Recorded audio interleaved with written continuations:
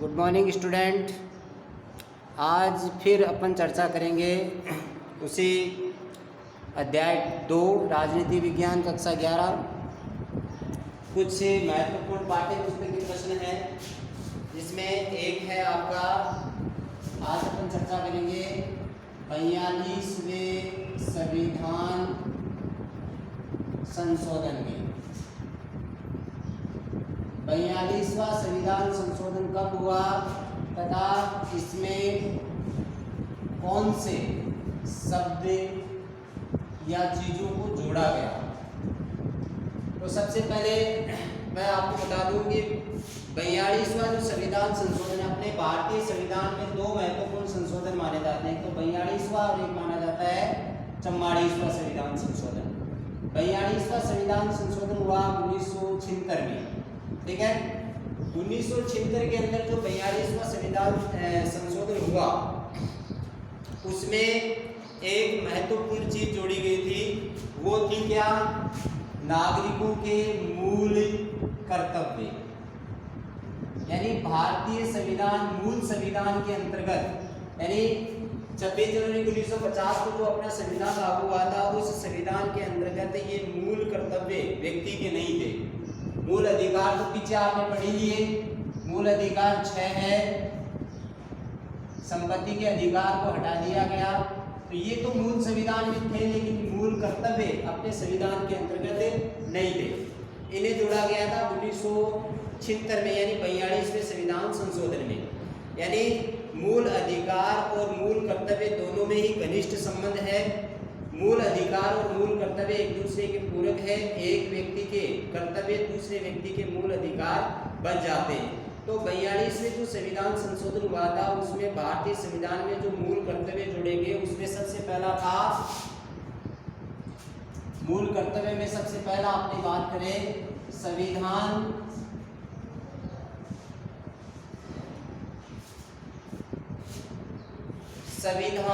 का पालन करना। संविधान का पालन करना। इसके अलावा राष्ट्रीय प्रतीकों का सम्मान करना। वह राष्ट्रीय प्रतीकों का सम्मान करना, ये पहला मूल कर्तव्य था। एक बार मैं आपको फिर बता दूं कि मूल कर्तव्य जो है वो भारतीय संविधान के भाग 4 में 10 मूल कर्तव्य थे, लेकिन बाद में एक 11वां मूल कर्तव्य इसके अंतर्गत और जोड़ दिया गया। तो वर्तमान में इनकी संख्या कितनी है? 11 है। मूल कर्तव्य की संख्या कितनी है? 11, जिसमें पहला है संविधान का पालन करना और राष्ट्रीय प्रतीकों का सम्मान करना। दूसरा है राष्ट्रीय आंदोलन के प्रेरक आदर्शों का पालन करना। दूसरा है राष्ट्रीय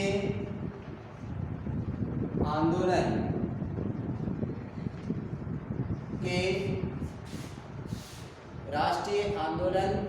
के आदर्शों या प्रेरक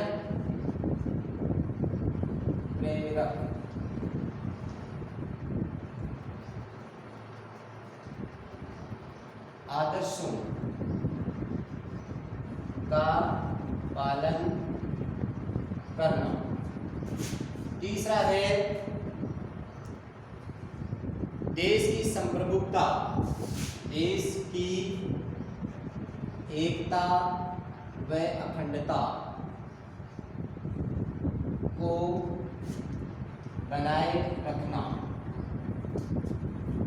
चौथा व्यक्ति का मूल कर्तव्य बन जाता है संविधान, राष्ट्रीय ध्वज, यानी अपना जो संविधान है, संविधान, राष्ट्रीय गान व राष्ट्रीय ध्वज का सम्मान करना। पांचवा व्यक्ति का मूल कर्तव्य है देश के लोगों में भ्रातृत्व की भावना, देश के लोगों में भाईचारे की भावना का विकास करना। छठा मूल कर्तव्य व्यक्ति का है सांस्कृतिक परंपराओं, हमारी सांस्कृतिक परंपराओं का सम्मान व रक्षा करना। इसके अलावा 7वें नंबर का है देश में वैज्ञानिक व मानवतावादी दृष्टिकोण का विकास करना। 8वां जो मूल कर्तव्य है, 8वां मूल कर्तव्य है अपना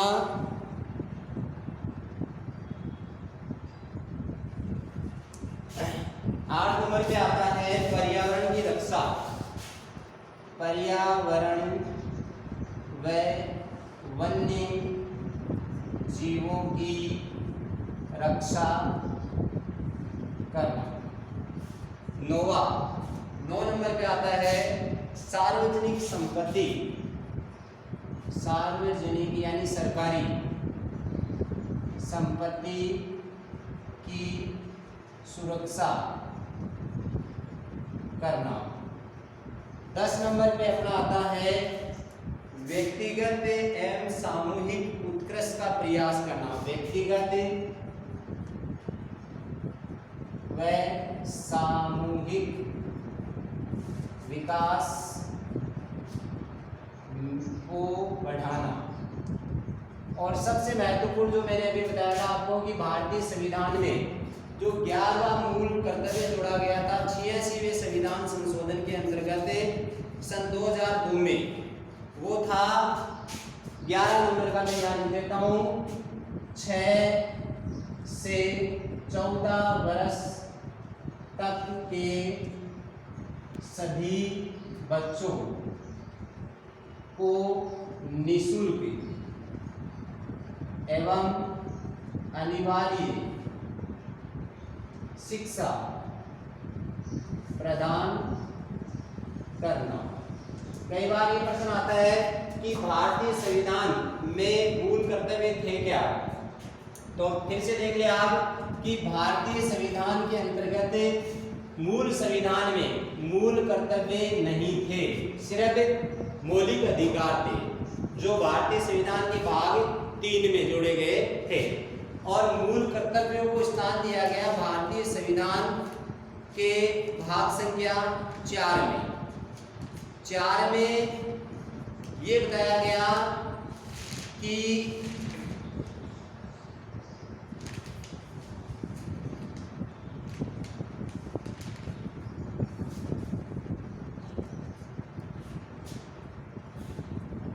नागरिकों के 10 मूल कर्तव्य होंगे। और वो 10 मूल कर्तव्य कौन से होंगे? वो होंगे संविधान की पालना करना, राष्ट्रीय प्रतीकों का सम्मान करना, राष्ट्रीय आंदोलन के प्रेरक आदर्शों का सम्मान करना, देश की एकता और अखंडता को बनाए रखना, संविधान, राष्ट्रीय गान, राष्ट्रीय ध्वज का सम्मान करना, देश के लोगों में भाईचारे का विकास करना, हमारी सांस्कृतिक परंपराओं की रक्षा करना, देश में वैज्ञानिक और मानवतावादी दृष्टिकोण को आगे बढ़ाना, पर्यावरण और वन्य जीवों की रक्षा करना, सार्वजनिक संपत्ति की सुरक्षा करना और व्यक्ति और सामूहिक विकास को बढ़ावा देना। ठीक है, लेकिन बाद में ये 10 मूल जो कर्तव्य थे वो भारतीय संविधान के भाग 4 में बताए गए। फिर 42वां जो संविधान संशोधन हुआ उसमें इनको जोड़ दिया गया था। फिर 86वें संविधान संशोधन के अंतर्गत 2002 में हुआ था ये। उसमें क्या किया, मूल कर्तव्यों में एक और शामिल किया गया 11 नंबर का, और वो था 6 वर्ष से लेकर के 14 वर्ष तक के सभी बच्चों को क्या करना, निःशुल्क और अनिवार्य शिक्षा प्रदान करना था। ठीक है, तो ये आपका एक क्वेश्चन है। उसके बाद अपन बात करते हैं नेक्स्ट क्वेश्चन में।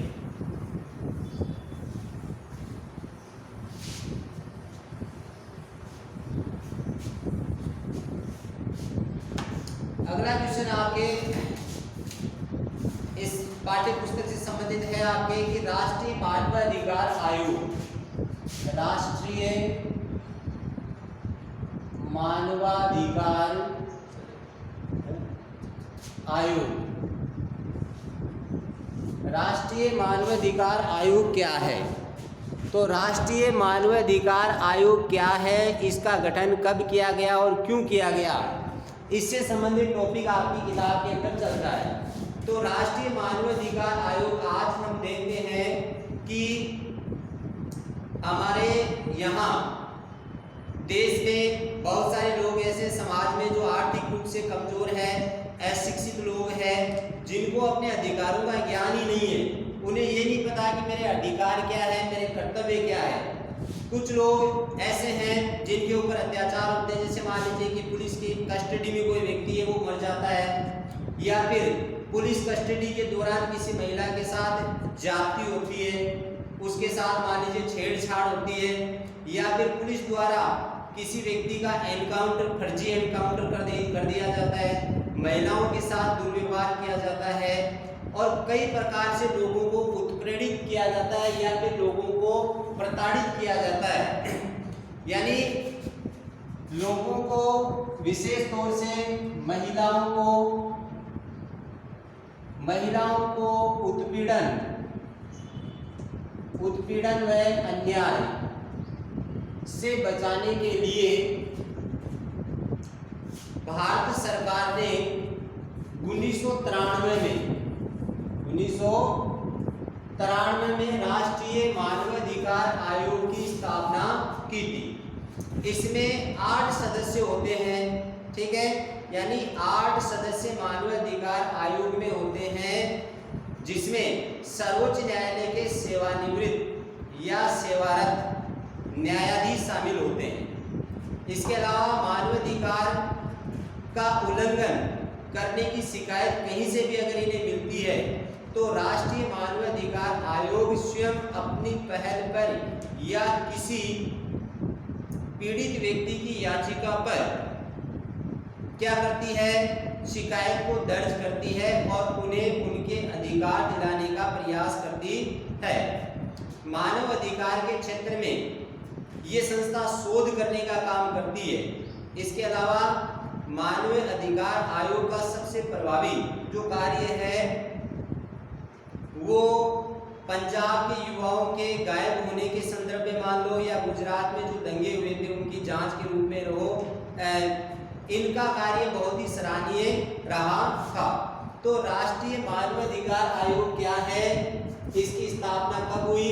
तो महिलाओं को, अशिक्षित लोगों को, गरीबों को या फिर अन्य जो वंचित वर्ग के लोग हैं उन्हें अन्याय, शोषण, पीड़ा और अत्याचारों से बचाने के लिए भारत सरकार ने 1993 में राष्ट्रीय मानवाधिकार आयोग की स्थापना की थी।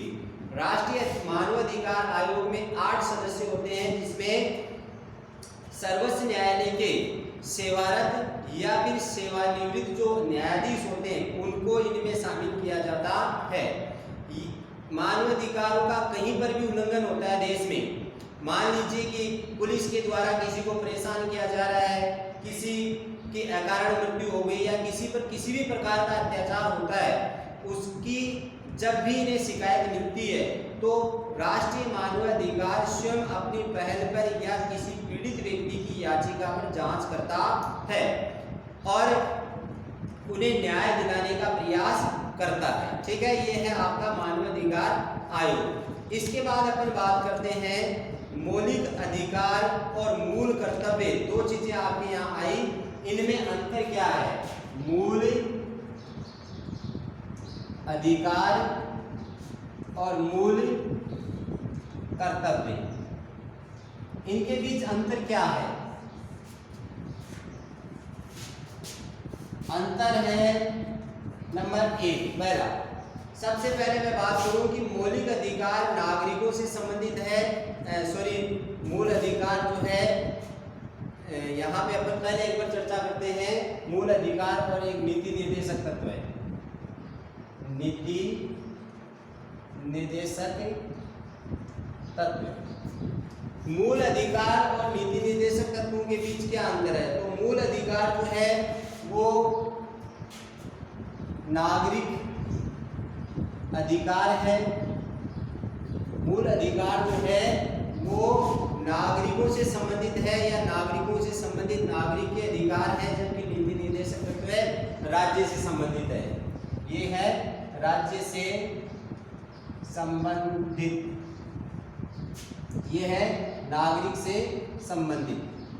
यानी जो मूल अधिकार है वो नागरिकों के अधिकार है, यानी नागरिकों से संबंधित है, जबकि नीति निर्देशक तत्व है राज्य से संबंधित है। दूसरी बात, मूल अधिकार सरकार के कुछ कार्यों पर प्रतिबंध लगाते हैं।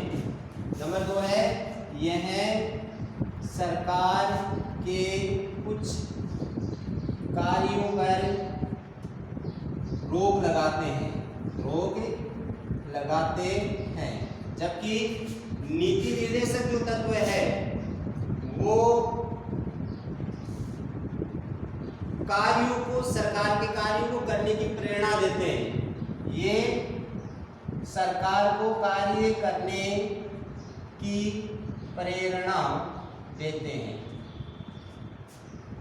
तीसरा अंतर इनमें यह है कि नागरिकों के मौलिक अधिकारों को कानूनी संरक्षण है, इन्हें कानूनी संरक्षण है, जबकि नीति निर्देशक तत्वों को कानूनी संरक्षण नहीं है, इन्हें नहीं है। इसके अलावा नंबर 4 पे मैं बात करूं अंतर के बीच में, तो नीति निर्देशक तत्व है पूरे समाज के हित की बात करते हैं और मौलिक अधिकार व्यक्ति के अधिकारों को संरक्षित, ये व्यक्ति के अधिकारों की रक्षा करते हैं, जबकि नीति निर्देशक जो तत्व है वो पूरे समाज, ये पूरे समाज के हित की बात करते हैं। ठीक है। एक अंतर और है आपका कि मूल अधिकार जो है ये वाद योग्य है। न्यायालय में अगर मान लीजिए कि मूल अधिकारों का हनन होता है तो न्यायालय में इनके खिलाफ वाद प्रस्तुत किया जा सकता है, जबकि ये वाद योग्य नहीं है।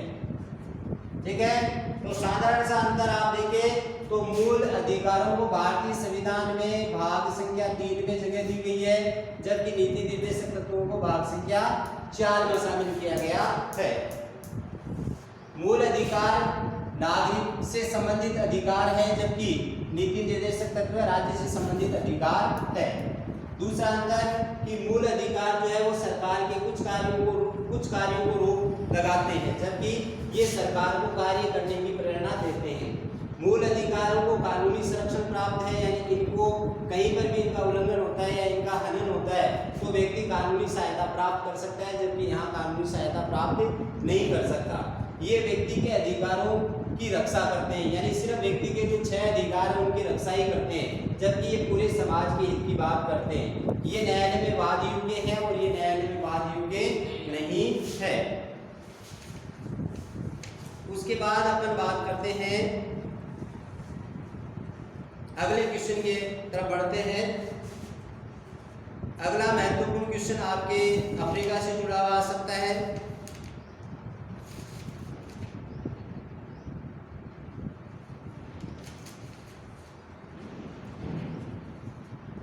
इसको मैं मिटा देता हूं।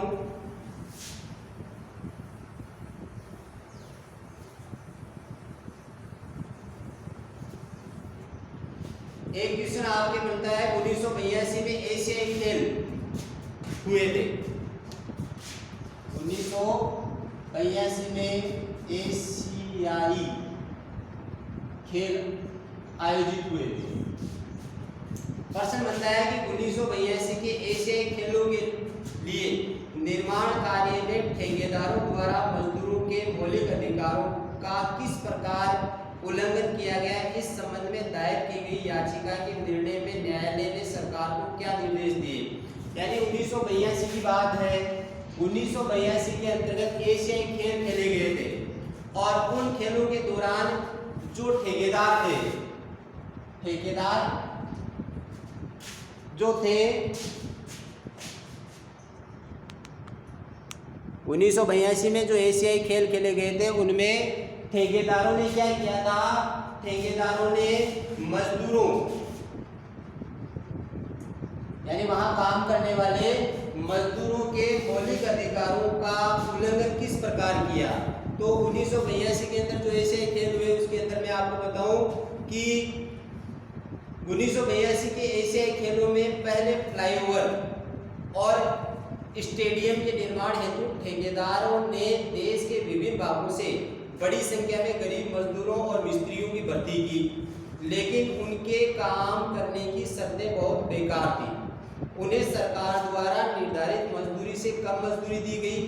समाज वैज्ञानिकों के एक दल ने उनकी स्थिति का अध्ययन करके सर्वोच्च न्यायालय में एक याचिका दायर की कि भाई स्टेडियम में जो काम कर रहे मजदूर है, जो मिस्त्री है, उन्हें मजदूरी जो तय की गई थी उस तय मजदूरी से भी कम मजदूरी प्रदान की गई। ठीक है, तो ऐसी स्थिति में यानी उन्होंने कहा कि न्यूनतम मजदूरी से कम मजदूरी देना बेकार या बंधुआ मजदूरी है। यह नागरिकों के जो अधिकार है उनका सरासर उल्लंघन कर रहे हैं ठेकेदार। तो न्यायालय ने क्या किया? इस दलील को स्वीकार कर लिया और सरकार को निर्देश दिया कि वह उन हजारों मजदूरों को निर्धारित मजदूरी दिलाए जो उन्हें काम की मिलनी चाहिए थी। तो ये आपका 1982 से जुड़ा हुआ एक वाकया है कि 1982 में ऐसे खेल हुए जिसमें ठेकेदारों को ये स्टेडियम बनाने और फ्लो का काम दिया गया। तो ठेकेदारों ने मजदूरों की भर्ती की, कई मजदूर और मिस्त्री वहां पर आए काम करने के लिए, लेकिन ठेकेदारों ने उनको समय पर मजदूरी नहीं दी और तय मजदूरी से भी कम मजदूरी दी। तो इसके खिलाफ जो समाज का जो NGO संगठन होता है, स्वयंसेवी संगठन, उन्होंने न्यायालय में ये याचिका लगा दी कि भाई इन लोगों मजदूरों का शोषण किया जा रहा है। तो न्यायालय ने फैसला दिया कि भाई सरकार, जो संबंधित सरकार है, राज्य सरकार या केंद्र सरकार है, उन्हें न्यायालय ने फैसला सुनाया कि मजदूरों को उनकी मजदूरी दी जाए ताकि उनके जो मूल अधिकार है उनकी रक्षा हो सके। एक दक्षिण अफ्रीका से जुड़ा क्वेश्चन आपके आता है। पाठ में एक चर्चा की गई दक्षिणी अफ्रीका की।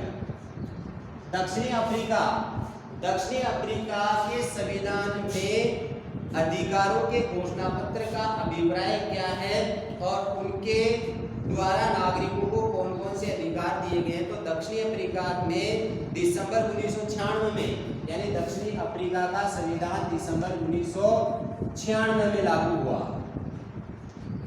दक्षिणी अफ्रीका का संविधान कब लागू हुआ? दिसंबर 1996 में लागू हुआ।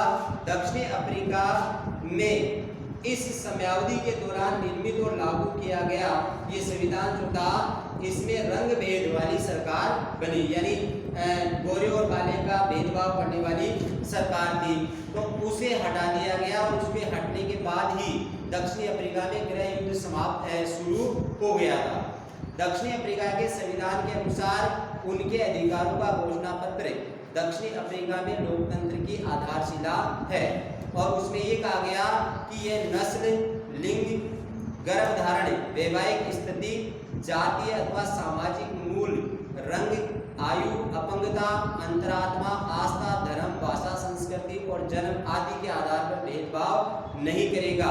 देश का संविधान नागरिकों को सर्वाधिक व्यापक अधिकार देता है।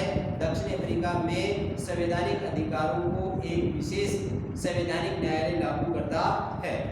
ठीक है, तो इस तरह से दक्षिणी अफ्रीका के संविधान में सम्मिलित प्रमुख अधिकार कौन कौन से? इसमें एक तो व्यक्ति की गरिमा का अधिकार है, एक निजता का अधिकार है, श्रम संबंधी समुचित व्यवहार का अधिकार है, एक स्वास्थ्य, पर्यावरण एवं पर्यावरण की रक्षा का अधिकार है, एक समुचित आवास का अधिकार है, एक स्वास्थ्य सेवाएं उपलब्ध करने का अधिकार, भोजन, पानी और सामाजिक सुरक्षा का अधिकार, बाल अधिकार, बुनियादी एवं उच्च शिक्षा का अधिकार, सांस्कृतिक, धार्मिक एवं भाषाई समुदायों का अधिकार और सूचना प्राप्त करने का अधिकार। ये दक्षिण अफ्रीका के संविधान में नागरिकों को प्रदान किए गए अधिकार है। इसके अलावा एक प्रश्न आपके बनता है कि क्या भारत का कोई राजधर्म है? भारत का कोई राजधर्म है? राजधर्म है तो नहीं है। इसका उत्तर क्या होगा? नहीं है। यानी हमारे देश का कोई राजधर्म नहीं है। भारत अनेक धर्मों को मानने वाला देश, एक धर्मनिरपेक्ष राष्ट्र है। यहाँ आवश्यक है कि सरकार सभी धर्मों के साथ समानता का बर्ताव करे। भारत के राष्ट्रपति, प्रधानमंत्री, न्यायाधीश व अन्य सार्वजनिक पद पर कार्य करने वाले व्यक्ति के लिए हमें किसी धर्म विशेष का सदस्य होना आवश्यक नहीं है।